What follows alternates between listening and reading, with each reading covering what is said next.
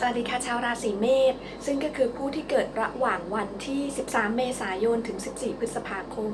คลิปนี้เป็นการทำนายดวงการงานการเงินในช่วงเดือนกันยายน ปี 2562 ค่ะ แล้วก็หลังจากคำทำนายนะคะคลิปนี้ในช่วงท้ายเนี่ยจะมีการเล่นเกมทำนายไพ่กับคำถามที่ว่าสิ่งที่คุณมุ่งหวังเอาไว้ในเรื่องของการงานหรือการเงินจะสำเร็จสมดังหวังหรือไม่ถ้าอยากจะเล่นเกมกันก็รอไปจนถึงช่วงท้ายนะคะคลิปนี้เป็นดวงโดยรวมไม่ใช่ดวงส่วนตัวก็ขอให้ใช้วิจารณญาณในการรับชมรับฟังด้วยนะคะส่วนท่านที่สนใจอยากจะดูดวงส่วนตัวหรือว่าอยากจะเรียนทำนายไพ่กับเกรดรับดูรับสอนแบบมีค่าครูค่ะโดยรายละเอียดทั้งหมดแปะเอาไว้ให้แล้วเป็นลิงก์อยู่ที่ใต้คลิปนี้รบกวนเข้าไปอ่านให้ครบถ้วนกันก่อนนะคะแล้วถ้าสนใจก็ค่อยทักไลน์มาเพื่อนัดคิวกันค่ะก่อนที่จะไปถึงคำทำนายนะคะขออนุญาตชี้แจงบางเรื่องนิดนึงนะคะในที่คอมเมนต์ถามกันมาใครฟังแล้วหรือขี้เกียจฟังก็ข้ามช่วงนี้ไปได้เลยนะคะเพราะว่ามีถามกันเข้ามาเหมือนกันว่าอยากที่จะดูดวงส่วนตัวแบบนัดเจอตัวเพื่อที่ว่าจะได้เลือกไพ่เองซึ่งตรงนี้เนี่ยเกดจะไม่ได้สะดวกที่จะนัดเจอตัวกันไม่ได้มีสถานที่ที่สะดวกให้นะคะดังนั้นเกดจึงรับดูดวงแบบผ่านทางไลน์คอเท่านั้นไลน์คอไม่ใช่วิดีโอคอลด้วยไม่ใช่โทรศัพท์ด้วยไลน์คอเท่านั้นนะคะซึ่งตรงนี้เนี่ยถ้าคุณอยากจะเลือกไพ่เองมันสามารถทำได้ค่ะวิธีการเขียนเอาไว้ให้แล้วเป็นอยู่ในลิงก์ที่ใต้คลิปนี้ก็เข้าไปอ่านกันได้นะคะดังนั้นการดูดวงกับเกรดเนี่ยแบ่งเป็น2วิธีข้อ1คือให้เกรดเลือกไพ่ให้แล้วก็วิธีที่2คือคุณสามารถเลือกไพ่เองได้นะคะถึงแม้จะไม่ได้เจอตัวกันค่ะโดย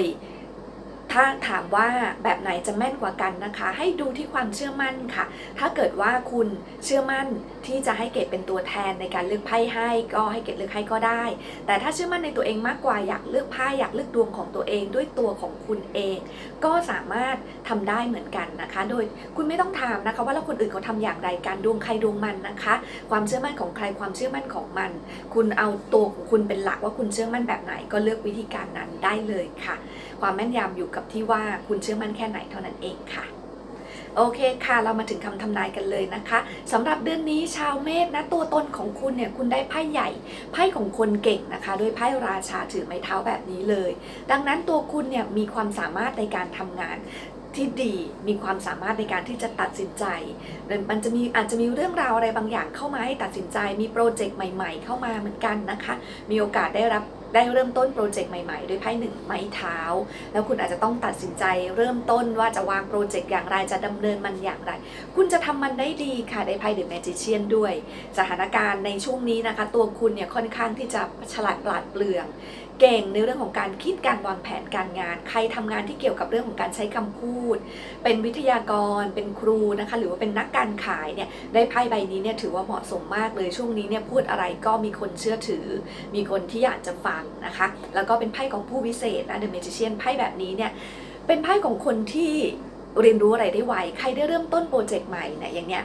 มันมีเรื่องของการมีโปรเจกต์ใหม่เข้ามาเหมือนกันสำหรับบางท่านนะคะแล้วคุณมาเจอไพ่2ใบนี้คู่กันแปลว่าการเริ่มต้นโปรเจกต์ใหม่ของคุณนี้จะเป็นไปได้แบบอย่างมีความสมูทเลยการงานของคุณจะทำมันได้ดีบางคนเนี่ยต้องได้ทำงานในสิ่งที่ไม่เคยทำมาก่อนไม่เคยเรียนรู้มาก่อนเลยด้วยซ้ำแต่คุณก็สามารถที่จะเรียนรู้มันแป๊บเดียวนะคะคือแค่ไปจับงานแป๊บเดียวแล้วคุณก็จะสามารถที่จะไปต่อยอดกับงานตรงนั้นได้เรียนรู้นิดเดียวใช้เวลานิดเดียวนะคะก็สามารถที่จะทำงานตรงนี้ได้แล้วมีความเก่งกาจมากเลยในช่วงนี้แถมยังได้ไพ่เดอะซันเป็นไพ่ที่คอยหนุนนำชีวิตของคุณในช่วงนี้อีกโอกาสดีๆก็เข้ามางานใหม่ๆโปรเจกต์ใหม่ๆก็เข้ามาใครที่มองหางานใหม่ๆช่วงนี้นะคะก็มีโอกาสที่จะได้เริ่มงานใหม่ๆหรือว่าบางคนอาจจะไม่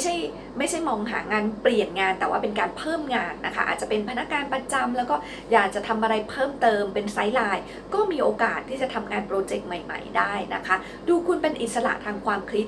มี creativity นะคะด้วยไพ่ The Fool แบบนี้นะมี creativity มีความคิดสร้างสรรค์ทำอะไรก็รู้สึกว่าสมองมันโฟล์สมองมันคิดออกนะคะในเรื่องราวของฝีมือการทำงานของคุณเนี่ยไม่มีปัญหาเลยใครที่เป็นฟรีแลนซ์นะคะช่วงนี้ก็มีงานเข้าได้เป็นอย่างดี แต่สิ่งที่ต้องระมัดระวังค่ะการงานไม่มีปัญหานะคะสามารถที่จะทำได้ความสามารถมีอยู่แต่ว่าต้องระมัดระวังเรื่องการทะเลาะเบาะแวงแล้วก็การดีลกับผู้คนค่ะเพราะว่ามีไพ่ของการทำงานไม่เป็นทีมเข้ามาแบบนี้แถม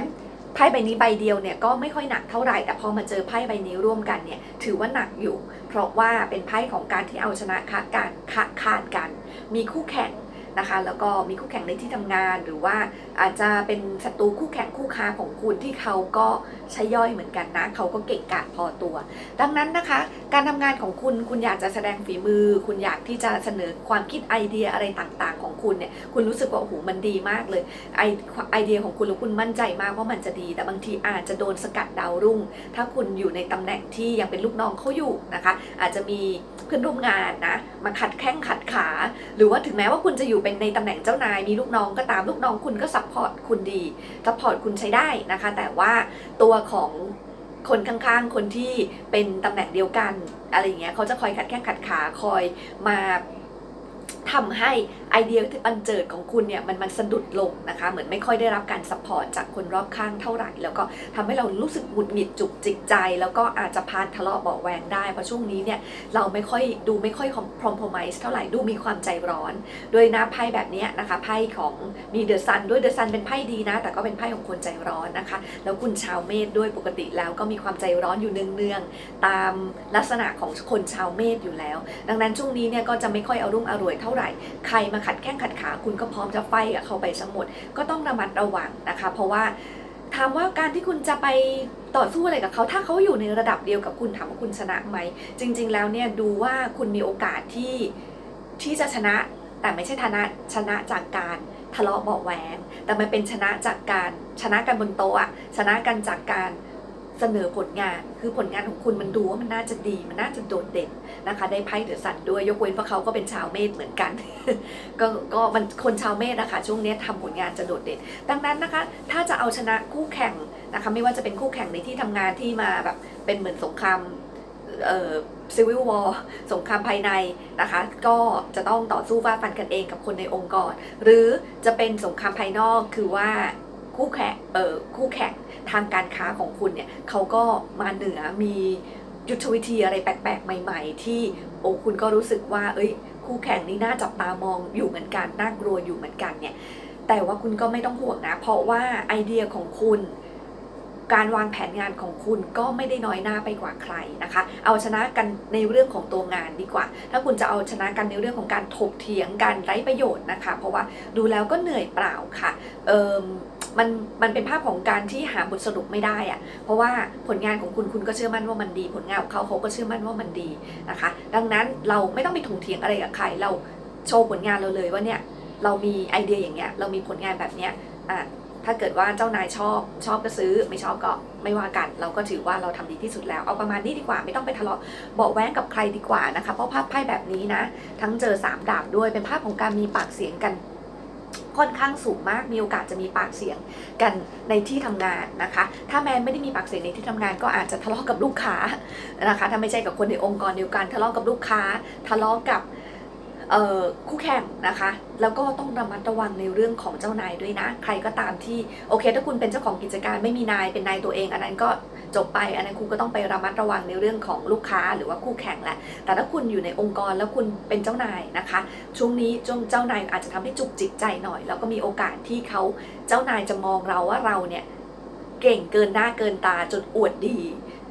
คือดูว่าเราอวดดีอวดเก่งดูว่าเราเถียงจริงๆแล้วเราก็แค่อยากที่จะอธิบายอะไรอย่างเงี้ยนะคะหรือว่าอยากจะนำเสนออะไรบางอย่างที่บางทีอาจจะขัดกับเจ้านายแล้วแต่เจ้านายเนี่ยคิดรู้สึกว่ามันเถียงอะไรเงี้ยมันจะมีความจุกจิกใจทางด้านของคนที่มีอำนาจเหนือกว่ากับเราหน่อยในช่วงนี้ดังนั้นพยายามทำตัวโลโปรไฟล์ไว้นะคะเก่งได้แต่อย่าเด่นเกินนะก็บางทีก็หอมหมกไปกับเจ้านายบ้างนะคะอยู่ให้เป็นมันถึงจะอยู่ได้อย่างมีความสุขนะคะก็อย่างที่บอกนะความสามารถคุณเก่งไม่ห่วงการเงินก็ดีนะคะส่วนที่เสียก็คือเรื่องของการมีปัญหากับผู้คนการเงินนะคะเรามาเจาะนิดนึงเนื่องจากว่าไพ่เนี่ยสวยทั้ง2ใบแบบนี้เลยทั้งไพ่10เหรียญแล้วก็ไพ่3เหรียญนะคะอยู่ในไพ่3เหรียญก็อยู่ในตำแหน่งสำคัญด้วยตำแหน่งบทสรุปดังนั้น ช่วงนี้มีหัวการค้ามีการคิดการไกลทำอะไรก็เป็นเงินเป็นทองมีโอกาสที่จะได้เงินเป็นกอบเป็นกำเข้ามาในช่วงนี้นะคะที่เคยติดขัดฝืดเคืองช่วงนี้น่านที่จะดีขึ้นแล้วก็ใครก็ตามที่เป็นหนี้อยู่มีโอกาสที่จะได้เงินก้อนมาโปะหนี้นะคะแต่ว่าบางคนก็อาจจะยังไม่โปะเพราะว่าคิดมองในเรื่องของการเอาเงินตรงนี้มาลงทุนต่อไปเพราะว่าหนี้ที่มีอยู่ก็ไม่ได้ทำให้เดือดเนื้อร้อนใจอะไรนักนะคะก็อาจจะเป็นอย่างนั้นก็ได้เพราะมีภาพไพ่ของการคิดเรื่องการลงทุนเกิดขึ้นเหมือนกันนะคะบางคนที่เป็นมนุษย์เงินเดือนบางทีคุณต้องเข้าใจ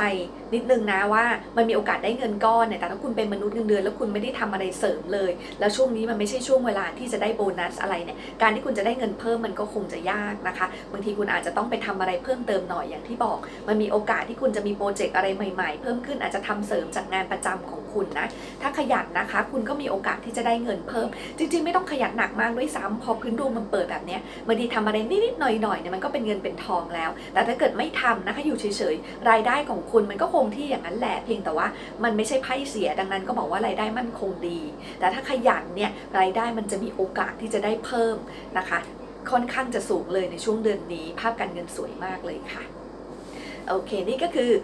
เรื่องราวทั้งหมดนะคะของคำทำนายของชาวเมษค่ะต่อมาเราจะมาสู่เซตของการทำนายเล่นเกมทำนายไพ่กันซึ่งเกมนี้นะคะเกตก็จะแบ่งไพ่เป็นทั้งหมด3กองก็คือขอให้เรียกว่ากองนี้เป็นกองที่1 2แล้วก็3นะกองที่ใกล้ตัวเกตจะเป็นกองที่1กองที่ใกล้ตัวจะเป็นกองที่3นะคะสำหรับวิธีการที่จะเล่นเกมนั้นคุณต้องถามคำถามให้รัดกุมเนื่องจากว่าเราไม่ได้มีโอกาสที่จะคุยโต้ตอบกันนะคะดังนั้นคำทำนายในเวลาเก็บพูดไปแล้วคุณก็ต้องเอาคำทำนายไปอัดแอปกับตัวของกับคำถามของคุณเองดังนั้นถ้าคุณตั้งคำถามไม่รัดกุมมันก็ค่อนข้างจะตอบคำถามให้กับตัวคุณเองได้ยากคำถามนะคะตั้งโจทย์เอาไว้ว่าสิ่งที่คุณมุ่งหวังไว้ระหว่างการงานหรือการเงินจะสมหวังหรือไม่ขอให้คุณเลือกอย่างใดอย่างหนึ่งนะจะงานก็งานจะเงินก็เงินเพราะว่าคำตอบมันจะมีคำตอบเดียวถ้าคุณถามทั้งงานทั้งเงินเนี่ยเดี๋ยวคุณจะไม่รู้ว่าเราตกลงว่ามัน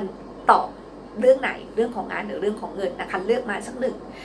คำถามแล้วก็ถ้าเกิดคำถามนี้เนี่ยมันเป็นคำถามที่มันมีระยะเวลาจำกัดหรือว่าอาจจะไม่ได้มีหรอกแต่สมมุติว่าคุณถามว่ามันจะสำเร็จไหมแล้วไพ่ตอบว่าสำเร็จแล้วคุณจะถามต่อว่าแล้วสำเร็จเมื่อไหร่อย่างเงี้ยมันตอบยากแหละเพราะเราไม่ได้มานั่งคุยกันเราไม่ได้มาดูดวงส่วนตัวดังนั้นขอให้คุณจำกัดระยะเวลาไปเลยนะคะว่าในช่วง1เดือนนี้สิ่งที่มุ่งหวังไว้โปรเจกต์ที่ทำอยู่1เดือนนี้จะสำเร็จหรือไม่อย่างเงี้ยนะคะหรือ2เดือน3เดือนหรือว่าเงินที่เขายืมไปเขาจะคืนไหมใน3เดือนนี้เป็นต้นนะคะตั้งคำถามให้มันรัดกุมแบบนี้ค่ะแล้วก็เดี๋ยวเรามาฟังคำทำนายกันตั้งจิตนิ่งๆนะคะแล้วก็ตั้งคำถามเสร็จแล้วก็เลือกกองไพ่ค่ะเอาล่ะคงเลือกเสร็จแล้วนะคะเราจะมาฟังคำเฉลยกันเลยเกจะเฉลยจากกองที่1ก่อนนะคะหยิบขึ้นมา2ใบนะคะใบแรกเนี่ยจะเป็นใบตอบคำถามส่วนใบที่2จะเป็นส่วนขยายใบแรกได้ไพ่ราชาถือดาบนะคะไพ่ตัวตนของคุณในช่วงเดือนนี้ก็เป็นราชาถือดาบเหมือนกันสิ่งที่คุณมุ่งหวังไว้นะคะมีโอกาสจะสำเร็จได้ด้วยตัวของคุณเองเพราะว่าตัวคุณเนี่ยเก่งแล้วก็มีความรู้มีความสามารถแล้วก็ยังเป็นคนที่ตัดสินใจอะไรได้ค่อนข้างจะเด็ดขาดมีโอกาสสำเร็จสูงนะคะไพ่ที่มาขยายก็เป็นไพ่ที่ดีอีกเป็นไพ่ของคนเก่งอีกเช่นกันเป็นไพ่ราชาทั้ง2ใบเลยอันนึงราชาถือดาบอันนึงราชาถือถ้วยดังนั้นนะคะมองว่าสิ่งที่คุณคาดหวังเอาไว้สำเร็จค่ะอาจจะสำเร็จเบื้องต้นเนี่ยทำเองก่อนทำเองคนเดียวก่อนนะคะสักพักหนึ่งอาจจะมีคนเข้ามาช่วยนะคะแล้วก็จะทำให้มันสำเร็จลุล่วงไปด้วยดีต่อมานะคะสำหรับคนที่เลือกกองที่2ค่ะสิ่งที่มุ่งหวังไว้จะสำเร็จหรือไม่โอเคได้ไพ่กลางๆนะคะด้วยไพ่6เหรียญแบบนี้มองว่าโอกาสจะสำเร็จ50-50นะอันนี้ไม่ฟันธงเนื่องจากว่าไพ่มันกลางๆแต่จริงๆไพ่นี้ค่อนไปทางดีเดี๋ยวดูไพ่ขยายดีกว่าไพ่ขยายนะคะเป็นไพ่7ถ้วยเป็นไพ่ของความเพ้อฝันดังนั้นต้องมองอย่างนี้ค่ะสิ่งที่คุณคาดหวังไว้มันเกินจริงไปหรือเปล่าถ้ามันเกินจริงไปมันอาจจะไม่ได้สำเร็จแต่มันก็ไม่ได้แย่เกินไปนึกออกไหมคือคุณอาจจะคาดหวังอะไรที่มันแบบว่าโอ้คุณจะถูกลอตเตอรี่รางวัลที่1หรือเปล่าอะไรอย่างเงี้ยซึ่งมันอาจจะเกินจริงเกินไปพื้นดวงของคุณชีวิตนี้ไม่ได้มีโชคลาภอะไรแต่แบบนี้มาเลยแล้วอยู่ดีๆคุณก็จะมาถูกลอตเตอรี่บางทีอันนี้อาจจะเกินฝันไปหน่อยแต่ก็มองว่าคุณก็ไม่ได้เดือดร้อนอะไรหรอกถึงแม้ว่าคุณจะไม่ได้ดั่งหวังไม่ได้ดั่งฝันแต่ว่าชีวิตก็ดำเนินไปได้ไม่ได้เดือดร้อนอันนี้ยกตัวอย่างเฉยๆคุณต้องไปเปรียบเทียบอันดูบริบทของไปอัดแอปเอาเองนะคะกับคำถามของคุณนะมองว่า มันกลางๆนะคะถ้าเกิดว่าสิ่งที่คาดหวังเอาไว้ไม่ได้เกินจริงเกินไปนะคะคาดหวังในสิ่งที่มันพอจะเป็นไปได้ก็มีโอกาสเป็นไปได้ประมาณ